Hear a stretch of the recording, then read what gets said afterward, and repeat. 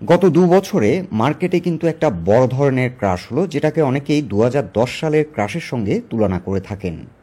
এছাড়া ফ্লোর প্রাইজের কারণে প্রায় ১.৫ বছর ধরে মার্কেটে একটা অচলাবস্থা ছিল।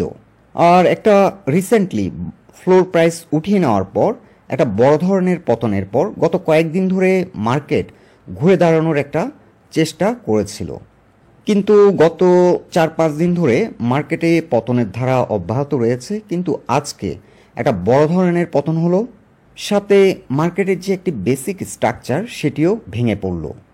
আর আজকের মার্কেটে আমরা যথেষ্ট পরিমাণ প্যানিক সেল এবং ফিয়ার সেল লক্ষ্য করেছি। এখন স্বাভাবিকভাবেই এই মার্কেট নিয়ে এখন সবাই শঙ্কিত এবং অনেকেই মার্কেটের প্রতি একেবারেই আস্থা হারিয়ে ফেলছেন। আজ আমরা টেকনিক্যাল পার্সপেক্টিভ থেকে মার্কেট নিয়ে একটি কুইক আপডেট দিচ্ছি। বন্ধুরা, আলোচনাটি শেষ পর্যন্ত শুনতে থাকুন। আলোচনাটি শুরুতেই সবাইকে রিকোয়েস্ট করব, ডিসক্লেমার অংশটি আপনারা ভালো করে পড়ে নেবেন। পুঁজিবাজার ঝুঁকিপূর্ণ। আপনার কোনো পার্সোনাল বাই এবং সেলের কারণে আপনি যদি ক্ষতিগ্রস্ত হয়ে থাকেন, সে দায় স্টক অবজার্ভার বহন করবে না। আজকের দিনের মার্কেট সেন্টিমেন্ট ছিল এক্সট্রিমলি বেয়ারিশ। আজকে মার্কেটে যে একটা বড় ধরনের বিপর্যয় হয়েছে, বড় ধরনের পতন হয়েছে, শুধু তাই নয়, আজকের দিনে মার্কেটের যে একটা বেসিক স্ট্রাকচার সেটি ভেঙে পড়েছে। মার্কেট লিডিং স্টকগুলো যখন বায়ারলেস হয়ে পড়ে, তখন কিন্তু বিনিয়োগকারীরা অটোমেটিক্যালি আস্থা হারিয়ে ফেলে। ডিএসসি ব্রড ইন্ডেক্স আজ 81 পয়েন্ট মাইনাস হলো, আর টার্নওভার হয়েছে প্রায় 664 কোটি টাকা। আজকের দিনে সূচকে অতি মাত্রায় নেগেটিভ কন্ট্রিবিউট করেছে যে কোম্পানিগুলো, তাদের মধ্যে অন্যতম হলো ব্যাডবিসি, রবি, power grid, GP, লাফার্স, Renata, United পাওয়ার, স্কোয়ার ফার্মা, বেসকিমকো ফার্মা এবং বিকন ফার্মা। মূলত লার্জ ক্যাপ কোম্পানিগুলোই আজকের দিনে বাজারে বিপর্যয় নিয়ে আসলো। আর আজকের দিনের মার্কেট সেন্টিমেন্ট নষ্ট করা কিংবা বাজারে বিপর্যয় নিয়ে আসার একটি অন্যতম কারণ হলো বাংলাদেশের ফরেন এক্সচেঞ্জ রিজার্ভের সিগনিফিক্যান্ট ফল। এই নিউজটি আজকে পাবলিশড হয়েছে এবং এই নিউজটি পাবলিশড হওয়ার পর মার্কেটে যথেষ্ট পরিমাণ প্যানিক সেল এবং ফিয়ার সেল হয়। Net international reserve now stood at 13.22 billion after excluding 5 billion reserved from current date. So এই নিউজটির কারণে আমরা মনে করছি মার্কেটে যথেষ্ট পরিমাণ প্যানিক সেল এবং ফিয়ার সেল হয়েছে। এখন দুটি বিষয় গুরুত্বপূর্ণ। একটি হলো এই নিউজটির প্রভাব কতদিন মার্কেটে থাকতে পারে, আরেকটি বিষয় হচ্ছে মার্কেট যদি ফল করে কতটা ফল করতে পারে।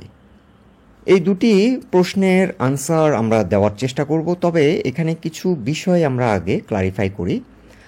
আজকের দিনে মার্কেটে যে সেল প্রেশার হয়েছে, আমি পার্সোনালি মনে করছি এখানে রিটেল ইনভেস্টররা কিন্তু অতটা সেল প্রেশার করেনি। পার্সোনালি আমি এই বিষয়টি কেন মনে করছি, তার কারণ হচ্ছে মার্কেটে যারা প্যানিক সেলার ছিল, ফ্লোর প্রাইস উঠিয়ে নেওয়ার পর মার্কেট কিন্তু একটা বড় ধরনের ঝাঁকি দিয়েছে, একটা বড় ধরনের ক্রাশ মার্কেট করেছিল। এবং আমি পার্সোনালি মনে করছি ম্যাক্সিমাম রিটেল ইনভেস্টররা যারা ফোর্স সেলের শিকার হয়েছেন, যারা প্যানিক সেলের শিকার হয়েছেন কিংবা ফিয়ার সেলের শিকার হয়েছেন, ওই সময়ই তারা কিন্তু মার্কেট থেকে সাইডলাইনে চলে গেছেন। আর এখন বর্তমানে যে রিটেল ইনভেস্টররা আছেন, যারা ফ্লোর প্রাইস দেওয়ার আগে ইনভেস্ট করেছিল, তাদের অলমোস্ট 40 থেকে 60% তারা লসে আছেন। আর যারা ফ্লোর প্রাইস উঠিয়ে দেওয়ার পর এন্ট্রি নিয়েছিলেন, তারাও বিভিন্ন স্টকগুলোতে 20 থেকে 30% লসে আছেন।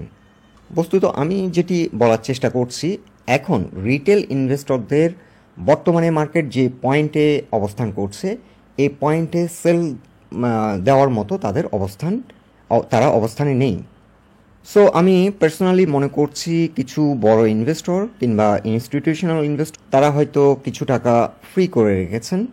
আরেকটি বিষয় হলো, আমি পার্সোনালি আজকে অনেকগুলো স্টক রিভিউ করেছি এবং বাই প্রেশার এবং সেল প্রেশারগুলোকে আমি রিভিউ করছিলাম। বেশিরভাগ স্টকে সিগনিফিক্যান্ট তেমন সেল প্রেশার ছিল না। মার্কেটের পতন শুরু হয়েছে বড় বড় পেডআপের কিছু কোম্পানির পতনের মধ্য দিয়ে। শুরুতে মার্কেট 35-40 পয়েন্টের মতো মাইনাস ছিল ফার্স্ট আওয়ারে, এবং এরপর ধীরে ধীরে মার্কেটে প্যানিক সেল এবং ফিয়ার সেল হতে শুরু করে। মার্কেটকে যদি আমরা একটু ব্রডার হরাইজনে চিন্তা করি, ফ্লোর প্রাইস দেওয়ার আগ থেকে অর্থাৎ রিসেন্ট হাই থেকে মার্কেট প্রায় 1900 পয়েন্ট পর্যন্ত ফল করলো এবং এটিকে একটা মার্কেট ক্রাশ কিংবা বড় ধরনের পতন বলা যায়। এছাড়া যদি ফ্লোর প্রাইস রিসেন্টলি যখন ফ্লোর প্রাইস উঠিয়ে নেয়, সেখান থেকেও মার্কেট প্রায় 700 থেকে 800 পয়েন্ট পর্যন্ত ফল করেছে এবং এখানে একটি গুরুত্বপূর্ণ পয়েন্টে এসে মার্কেট সাপোর্ট নিয়েছে 5500। এটি হলো রিসেন্ট র্যালি থেকে যদি আমরা ফিবোনাচি রিট্রেসমেন্ট চার্ট ড্র করি, এটি 50%-এর সাইকেল এবং আমরা লাস্ট মান্থ লক্ষ্য করেছি এই জোনটিতে এসে মার্কেট রিজেক্ট হয় এবং মার্কেট ক্লোজ হয়েছে গত মাসের শেষে যে ক্যান্ডেলটি ক্রিয়েট হলো সেটি 5580 পয়েন্টে এসে ক্লোজ হলো, অর্থাৎ মার্কেটের জন্য এটি ছিল একটি স্ট্রং ডিমান্ড জোন। এছাড়া আরও কিছু বিষয়, সেটি হচ্ছে মার্কেটে যেমন আমরা মাঝে মধ্যে দু একটি খারাপ নিউজ পাচ্ছি, ইকুয়ালি কিন্তু আমরা কিছু ভালো নিউজও এর মধ্যে পেয়েছি। আর রিসেন্টলি ফ্লোর প্রাইস উঠিয়ে নেওয়ার পর থেকে প্রায় 700 থেকে 800 পয়েন্ট যে ফল করলো, অলরেডি আমরা মনে করছি বাংলাদেশের যে রিজার্ভ ফল, এই নিউজটি কিন্তু গত 2-2.5 মাস ধরে কিন্তু প্রচার হচ্ছে।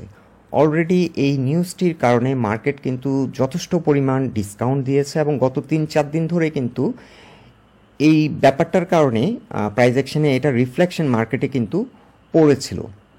ক্যাপিটাল মার্কেটে সচরাচর যেটা হয়, কোনো একটি নেগেটিভ নিউজ আসার আগে মার্কেটে তার রিফ্লেকশন অনেকটা হয়ে যায়। সো গত 4-5 দিন ধরেই কিন্তু মার্কেট ফল করছিল এবং আজকে কিন্তু এক্সট্রিম লেভেলের একটা পতন আমরা মার্কেটে দেখলাম।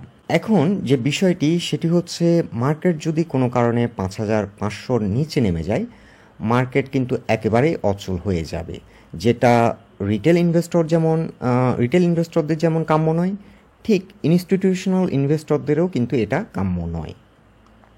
এছাড়া লাস্ট আপডেটে আমরা জানিয়েছিলাম মার্কেট যেহেতু একটি গুরুত্বপূর্ণ রেসিস্ট্যান্স পয়েন্ট, একটি ট্রেন লাইন রেসিস্ট্যান্ট ব্রেক করেছে, এই ট্রেন লাইনটিকে আবার একটা রিটেস্ট দেওয়ার সম্ভাবনা আছে আমরা জানিয়েছিলাম। এখানে যখন 20 এক্সপোনেনশিয়াল মুভিং অ্যাভারেজ থেকে রিজেক্ট হয়েছিল, এখানে একটি গুরুত্বপূর্ণ সাপোর্ট ছিল 5625 পয়েন্টে। এই সাপোর্টটিকে আজকে রেসপেক্ট করেনি। সো আমরা এখন যেটা ধারণা করছি, আমরা আগেও জানিয়েছিলাম এই ট্রেন লাইনটি বর্তমানে একটি গুরুত্বপূর্ণ সাপোর্ট হিসেবে কাজ করবে। এই ট্রেন লাইনটিকে এখন রিটেস্ট করে এখান থেকে ঘুরে দাঁড়ানোর সম্ভাবনা বেশি। তার একটি অন্যতম কারণ হচ্ছে বেশিরভাগ স্টকেই সেল প্রেশার কিন্তু সিগনিফিক্যান্টলি ছিল না আজ, কিংবা মার্কেট এখন বর্তমানে যে পজিশনে রয়েছে এই পজিশনে কিন্তু সেল প্রেশার সে অর্থে নেই। এখন যেটি হচ্ছে সেটি হচ্ছে প্যানিক সেল এবং ফিয়ার সেল হচ্ছে। কালকের দিনের মার্কেটটি হবে অনেকটা চ্যালেঞ্জিং, কারণ একটি গুরুত্বপূর্ণ পয়েন্টকে রিটেস্ট করবে এবং এই সাপোর্টটিকে যদি রেসপেক্ট করে মার্কেট ইউটার্ন নেয়, তাহলে এখান থেকে আমরা পজিটিভ মুভমেন্ট দেখতে পাবো। আর যদি কোনো কারণে মার্কেট এই সাপোর্ট পয়েন্টটিকে রেসপেক্ট না করে, তাহলে পরবর্তী যে সাপোর্ট সেটি হচ্ছে 5490। এই জোন থেকে কিন্তু রিসেন্টলি যখন মার্কেট ফল করেছিল, এখান থেকে কিন্তু ঘুরে দাঁড়িয়েছিল এবং এটি একটি সাইকেল আমরা অলরেডি মেনশন করেছি, 50% রিট্রেসমেন্ট সাইকেল এবং একটি গুরুত্বপূর্ণ সাপোর্ট। বাট আমরা পার্সোনালি বিলিভ করি মার্কেট এই সাপোর্টটিকে রেসপেক্ট করবে এবং এখান থেকে ইউটার্ন নেবে। এছাড়া আজকের দিনের এই যে একটি লং বেয়ারিশ ক্যান্ডেল, আজকের দিনের ভলিউমের সাথে যদি আমরা মূল্যায়ন করি, তাহলে এখানে কিন্তু একটি ডিসক্রিপেন্সি পরিষ্কারভাবে দেখা যাচ্ছে। লো ভলিউমে কিন্তু একটা হিউজ একটি বেয়ারিশ ক্যান্ডেল ক্রিয়েট হলো এবং এটি কিন্তু এই রিফ্লেকশনটা আমরা এখানেও দেখতে পাচ্ছি। আমি যেটি মেনশন করেছি যে বিভিন্ন স্টকগুলোতে অত্যাধিক সেল প্রেশার আমরা সে অর্থে লক্ষ্য করিনি, এখানে কিন্তু ক্যান্ডেল এবং ভলিউম এই বিষয়টি কিন্তু রিফ্লেক্ট করছে। সো বস্তুত আমরা যেটি বলার চেষ্টা করছি, মার্কেটে সময় সময় দু একটি ব্যাড নিউজ যেমন আমরা পাচ্ছি, তার চেয়েও কিন্তু অনেক ভালো নিউজও কিন্তু মার্কেটে আছে। সো মার্কেট নিয়ে অত্যাধিক প্যানিকড হওয়ার মতো আসলে কারণ নেই। তারপরও যেহেতু বারংবার মার্কেট হোঁচট খাচ্ছে, মার্কেট ভেঙে পড়ছে, এতে বিনিয়োগকারীদের মনোবল কিন্তু ভেঙে যাচ্ছে। সো বন্ধুরা, এটাই ছিল আজকের অবজারভেশন। আশা করছি কালকে আমরা একটি ভালো মার্কেট দেখতে পাবো। আলোচনাটি যদি আপনাদের ভালো লেগে থাকে অবশ্যই পোস্টটিকে লাইক দিন, আর আমাদের সাথে থাকার জন্য আপনাদের অসংখ্য ধন্যবাদ।